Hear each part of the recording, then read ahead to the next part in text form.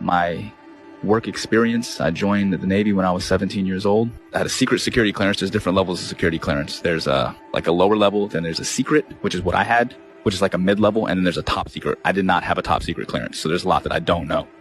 But I did have a secret clearance. So it's basically the mid-level security clearance for the government that I had, and I did that job for 8 years. I worked in operational intelligence specifically. The radar navigation, there's a limited scope of what we're able to see. Now, granted, this is 15 or 20 years ago. What I mean by that is, with it being 15 or 20 years ago, the technology nowadays on the new warships, I would imagine, are just off the charts advanced compared to what we had, 20 years ago in the early 2000s when I was doing deployments for the Navy. We're looking at the scope of the radar. Now, this is just going off of the actual screen that we can see. Now, there's 3 different screens. There's the basic radar screen where we have this limited scope where it only goes out like 25 miles, right? Then there's this other bigger screen, and I forgot the name of it, but it goes onto this huge projection in the Combat Information Center. Basically is where all of the information is housed. And on this huge screen, we can actually zoom out and see a significant portion of our area of responsibility. I can't say the exact number. Again, a lot of this is classified.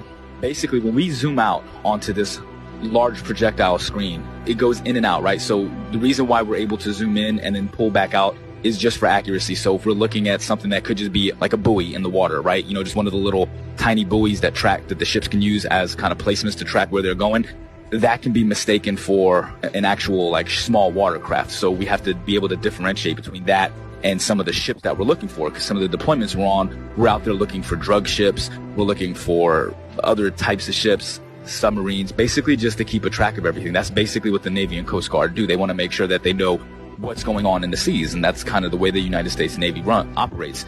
They're basically dictating what happens in international waters. As we zoom out to look at the larger scope of things, once we verify that, we're able to zoom out over a large distance. Now, over this screen, at the time, I was like 18 or 19 years old, all right, when I was doing this job. I wasn't thinking about flat Earth and any of this other shit. I was still indoctrinated and under the assumption that the Earth is a spinning ball. I never thought about flat Earth or anything like that, but I always thought it was weird that as I'm looking at this massive radar screen, I always used to think, how come we're looking at this and I can see, we're off of the coast of Argentina, for instance, right? How is it that I can see this far out and it's not over the horizon or curve, because it's so far? Like I said, we use a lot of these other link signals, and they're called links. They go by different names. I can't say the code names. Some of them I forgot. Some of them are, again, this is classified information. I can't give any specifics on these. But some of the links that we use, not only do we speak to the actual ships and track them, but we speak to aircraft, 10,000, 20,000, 30 and higher, 30,000 feet and higher is what I'm saying.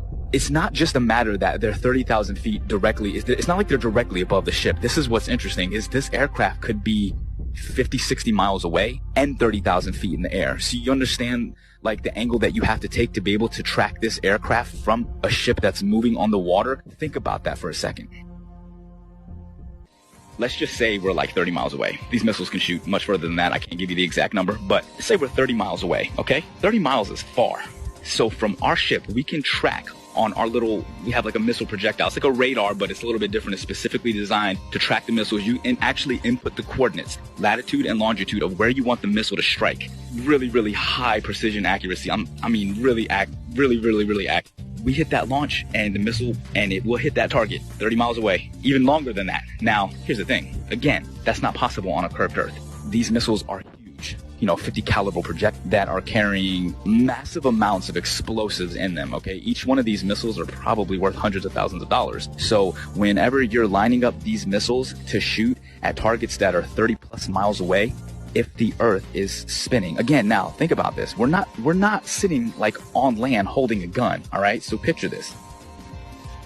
We're on a ship, actually in the middle of the water, okay? And the missile is shooting off of the bow of the ship. So if the world is a spinning ball and we're on this curved Earth with water and we're spinning 600 miles per hour through infinite space, I'm pretty sure that it would be physically it wouldn't even make any kind of sense on a physics type level to be able to shoot a missile from a spot in the water on a spinning ball to pinpoint accurately hit another spot. Simply does not rotate. A waypoint would be like this. Like, let's say we're out in the middle of the water and we want to hit a target that's like directly to our west, 15 miles away. But that target is able to track our missile coming at them. We don't want that target to know where the missile's coming from, so we can put in waypoint. And a waypoint would be like putting a point out like 20 miles east, and then another point like 15 miles north, and then another point like 10 miles south of that, and then put in our target. You see what I'm saying? So the missile doesn't go directly from the ship to the target. The missile will actually fly to the latitude and longitude of the waypoints that are put in, and then it will curve from there, and it will hit all the waypoints and then attack the target. How is that possible on a spinning Earth? If the Earth is moving at 600 something miles per hour, or whatever they say it is, there's no way that missile could stay.